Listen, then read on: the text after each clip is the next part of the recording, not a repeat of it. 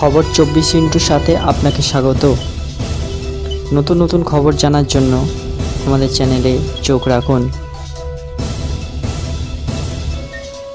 নমস্কার দর্শক বন্ধুরা, স্বাগত আমাদের এই চ্যানেলে। রায়গঞ্জে উপনির্বাচনের রেজাল্ট বের হতে না হতেই চলেছে গুলি, ঝরছে রক্ত, গিয়েছে প্রাণ। টার্গেট ইসলামপুরের 2 তৃণমূল নেতা, তার মধ্যে বাপি রায় নামে এক তৃণমূল নেতার মৃত্যু হয়েছে শনিবার রাতে। তিনি আবার ইসলামপুর পঞ্চায়েত সমিতির সদস্য ছিলেন বলে জানা যাচ্ছে।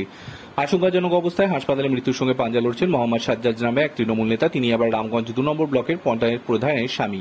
এই ঘটনাকে কেন্দ্র করে জেলার রাজনৈতিক মহলে শুরু হয়ে গিয়েছে নতুন চাপানোতর। অন্যদিকে যে ধাবায় গুলি চালানোর ঘটনা ঘটে তা ঘিরে রেখেছে পুলিশ।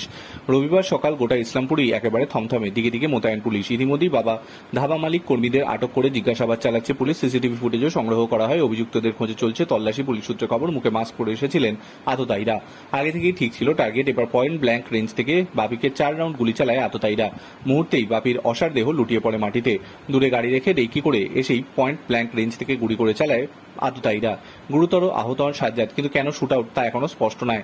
ক্রাইম সিন সিল করে রেখেছে পুলিশ। সূত্রের খবর, এর আগে নকল মদ বানানোর অভিযোগে গ্রেফতার হয়েছিলেন বাপি রায়। এলাকায় ঠিকাদারি ছাড়াও জমি কারবার করতেন বাপি। বাপির স্ত্রী আবার পঞ্চায়েত নির্বাচনের টিকিট পেয়ে বিনা প্রতিদ্বন্দ্বিতায় জিতে যান। পঞ্চায়েত সমিতির সদস্য নও, তৃণমূলের টিকিটে এলাকাবাসী বলছে বিপুল অর্থবল বাপির। সূত্রের খবর, যে ধাবায় এই ঘটনা ঘটেছে সেখানে নিয়মিত আসতেন বাপি। এর আগে নকল মদের কারবার করে এই হোটেল থেকেই গ্রেফতার হন বাপি, পরে জামিনে ছাড়া পান। তবে রাত হলেই হোটেলে আসা ছাড়েননি বাপি।